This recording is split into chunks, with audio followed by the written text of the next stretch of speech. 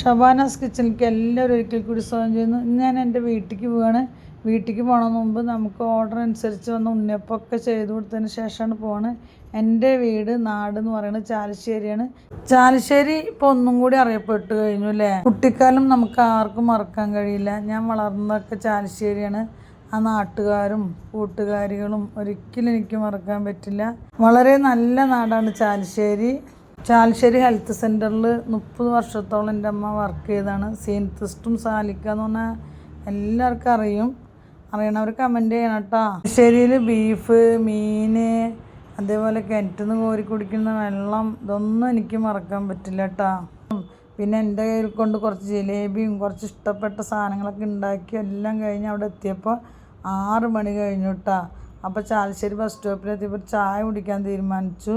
അങ്ങനെ ഞങ്ങൾ ചായക്കടയിൽ കയറിയപ്പോൾ അവരുടേതായ ഒരു സ്പെഷ്യലായിരുന്നു ഇടിമുട്ട എന്ന് പറഞ്ഞിട്ട് തന്നു. പക്ഷെ വളരെ ടേസ്റ്റുള്ള റെസിപ്പി തന്നെയായിരുന്നു. അപ്പോൾ ഞാൻ നിങ്ങളിലേക്ക് അത് ഷെയർ ചെയ്യാമെന്ന് വിചാരിച്ചു കേട്ടോ. ഒട്ടും തന്നെ ഓയിലില്ലാതെ എൻ്റെതായ രീതിയിൽ ഞാൻ ചെയ്തെടുത്ത റെസിപ്പിയാണ്. തീർച്ചയായും നിങ്ങൾ ചെയ്ത് നോക്കണം. അപ്പോൾ നമുക്ക് എങ്ങനെ ചെയ്തെടുക്കാമെന്നുള്ളത് നോക്കാം. ബൗളിലേക്ക് ഒരു സവാള ചെറുതായി അരിഞ്ഞെടുത്തതിൻ്റെ പകുതി ഇട്ട് കൊടുക്കുന്നുണ്ട്. ക്യാരറ്റ് ഗ്രേറ്റ് ചെയ്തും ഇതിലേക്ക് ഇട്ട് കൊടുക്കുക. ക്യാരറ്റിലേക്കും സവാളയ്ക്കും വേണ്ട ആവശ്യത്തിനുള്ള വളരെ കുറച്ച് ഉപ്പിട്ട് കൊടുക്കുന്നുണ്ട്. ഒരു 1/4 ടീസ്പൂൺ എന്ന അളവിൽ കുരുമുളക് പൊടി ഇട്ട് കൊടുക്കുന്നുണ്ട്. നല്ലപോലെ മിക്സ് ചെയ്തെടുക്കുക. ഇനി അത് മാറ്റി വയ്ക്കാം. ഇനി ഒരു വലിയൊരു ബൗളിലേക്ക് 1 കപ്പ് എന്ന അളവിൽ കടലമാവ് ഇട്ട് കൊടുക്കുന്നുണ്ട്. ഇനി ഇതിലേക്ക് കുറച്ച് ഉപ്പിട്ട് കൊടുക്കുന്നുണ്ട്. 1/4 ടീസ്പൂൺ എന്ന അളവിൽ സോഡാപ്പൊടി ഇട്ട് കൊടുക്കുന്നുണ്ട്. 1/2 ടീസ്പൂൺ എന്ന അളവിൽ മുളക് പൊടി ഇട്ട് കൊടുക്കുന്നുണ്ട്. ഇനി ഇതിലേക്ക് വെള്ളം ഒഴിച്ച് കൊടുക്കുന്നുണ്ട്. ലൂസ് അല്ലാത്ത രീതിയിലും കട്ടിയല്ലാത്ത രീതിയിലാണ് ഞാൻ വെള്ളം ചേർത്തി കൊടുക്കുന്നത്. ആദ്യം നമുക്ക് മിക്സ് ചെയ്ത് നോക്കിയതിന് ശേഷം പിന്നെ നമുക്ക് കുറച്ച് ദിവസം കൂടി വെള്ളം ഒഴിച്ച് കൊടുക്കുക.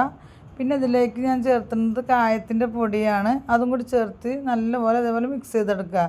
ഗ്യാസ് കത്തിച്ചതിന് ശേഷം ഇഡ്ഡലി ചെമ്പ് വെച്ച് കൊടുക്കുന്നുണ്ട്. അതിലേക്ക് വെള്ളം ഒഴിച്ച് കൊടുത്തിട്ടുണ്ട്. ഇഡ്ഡലിയൊക്കെ വേവിച്ചെടുക്കണ പോലെ വേവിച്ചെടുക്കണം. അതിന് വേണ്ടി ഒരു തട്ട് വെച്ച് കൊടുത്തിട്ടുണ്ട്. ഇനി അതിലേക്ക് ഓരോ ഡ്രോപ്സായിട്ട് വെളിച്ചെണ്ണ ഒഴിച്ച് കൊടുക്കുക. കോഴിമുട്ട നമുക്ക് ഇതിലേക്ക് ഒഴിച്ചു കൊടുക്കേണ്ടതാണ്. പൊട്ടി പിടിക്കാതിരിക്കാൻ വേണ്ടി ഇതേപോലെ തേച്ച് കൊടുക്കുക. അപ്പോൾ പെട്ടെന്ന് നമുക്ക് വേറിട്ട് കിട്ടും. ഓരോ കുഴികളിലേക്കും 1/2 ടീസ്പൂൺ എന്ന അളവിൽ ക്യാരറ്റും സവാളയും കൂടി മിക്സ് ചെയ്തത് ഇതേപോലെ ഇട്ട് കൊടുക്കുക. ഇനി ഇതിൻ്റെ മുകളിലേക്ക് നമുക്ക് ഓരോ കോഴിമുട്ടയും ഇതേപോലെ ഉടച്ചൊഴിക്കുക. ഇഡ്ഡലി ചെമ്പിൻ്റെ കുഴികളുടെ വലുപ്പത്തിനനുസരിച്ചും കോഴിമുട്ടയുടെ വലുപ്പത്തിനനുസരിച്ച് നമ്മൾ ഉടച്ചൊഴിക്കുമ്പോൾ ഇതേപോലെ അടുത്ത കുഴിക്ക് പോകാൻ ചാൻസ് ഉണ്ട്. അപ്പോൾ ഒട്ടും ടെൻഷൻ അടിക്കേണ്ട ആവശ്യമില്ല. ഒഴിച്ചു കൊടുത്ത കോഴിമുട്ടയുടെ മുകളിലേക്ക് കുറേശ്ശെ മല്ലിയിലിട്ട് കൊടുത്തിട്ട് ഇതേപോലെ മൂടി വയ്ക്കുക. മീഡിയം ഫ്ലെയിമിൽ വെച്ച് നമുക്ക് വേവിച്ചെടുക്കാം. 10-15 മിനിറ്റിന് ശേഷം നമുക്ക് തുറന്ന് നോക്കാം. അപ്പോൾ കോഴിമുട്ടയൊക്കെ നല്ലപോലെ വെന്തിട്ടുണ്ട്. ഇതേപോലെ സൈഡൊക്കെ ഒന്ന് ഇളക്കി കൊടുത്തതിന് ശേഷം നമുക്ക് ഓരോന്നായിട്ട് എടുത്തതിന് ശേഷം ഒരു പാത്രത്തിലേക്ക് മാറ്റാം. ശ്രദ്ധിക്കേണ്ട കാര്യം, കോഴിമുട്ട ഉടച്ചു കൊടുത്തതിന് ശേഷം നമുക്ക് ഇഡ്ഡലി ചെമ്പിൻ്റെ വെള്ളത്തിലേക്ക് വീഴാതെ നോക്കണം. കാരണം പതച്ച് പൊന്തി മുകളിലേക്ക് വെള്ളം വരരുതല്ലോ. അപ്പം അങ്ങനെ മാത്രം ശ്രദ്ധിച്ചാൽ മതി. നോൺ സ്റ്റിക്കിൻ്റെ ഫ്രൈ പാൻ വെച്ച് കൊടുത്തിട്ടുണ്ട്. അതിലേക്ക് 1 ടീസ്പൂൺ എന്ന അളവിൽ വെളിച്ചെണ്ണ ഒഴിച്ച് കൊടുത്തിട്ടുണ്ട്. 1/2 ടീസ്പൂൺ എന്ന അളവിൽ മുളക് പൊടി ഇട്ട് കൊടുക്കുന്നുണ്ട്.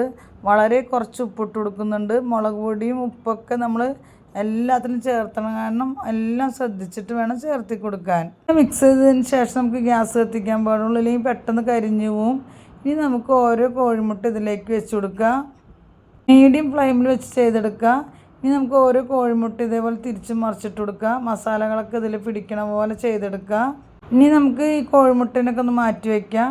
ഇനി ഒരു കടായി വെച്ച് കൊടുത്തിട്ടുണ്ട്. ഇനി ഇതിലേക്ക് ഓയിലാണ് ഒഴിച്ചു കൊടുക്കുന്നത്. ഓയിലൊക്കെ നല്ലപോലെ ചൂടായി വന്നിട്ടുണ്ട്. ഇനി നമുക്ക് ഓരോ കോഴിമുട്ട എടുത്തിട്ട് ഇതേപോലെ നല്ലപോലെ കോട്ടിങ് ആവണ പോലെ മുക്കിയെടുത്തതിന് ശേഷം എണ്ണയിലേക്ക് ഇട്ട് കൊടുക്കുക. തിരിച്ച് മറിച്ചിട്ട് കൊടുത്ത് നല്ലപോലെ വേവിച്ചെടുത്തിട്ടുണ്ട്. ഇനി നമുക്ക് കോരി എടുത്തതിന് ശേഷം ഒരു ടിഷ്യൂ പേപ്പറിലേക്ക് മാറ്റാം. ഇനി നമുക്ക് രണ്ടാമത്തെ ഇതേപോലെ നല്ലപോലെ മാവൊക്കെ കോട്ടിങ് ആവണ പോലെ മുക്കി പൊരിച്ചെടുക്കാം. കോഴിമുട്ട വെച്ച് ഇതേപോലെയുള്ള റെസിപ്പികൾ ചെയ്യുമ്പോൾ പ്രത്യേകം ശ്രദ്ധിക്കേണ്ട കാര്യമുണ്ട്.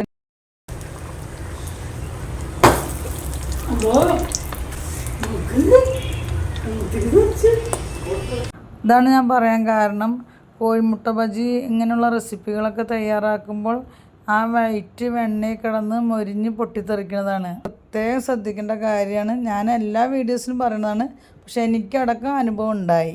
അതുകൊണ്ട് നിങ്ങൾ പ്രത്യേകം ശ്രദ്ധിക്കേണ്ട കാര്യമാണ്. വളരെ ടേസ്റ്റി ആയിട്ടുള്ള ഇടിമുട്ട ബജി റെഡി ആയിട്ടുണ്ട്. എല്ലാവരും ഒന്ന് ട്രൈ ചെയ്ത് നോക്കണം.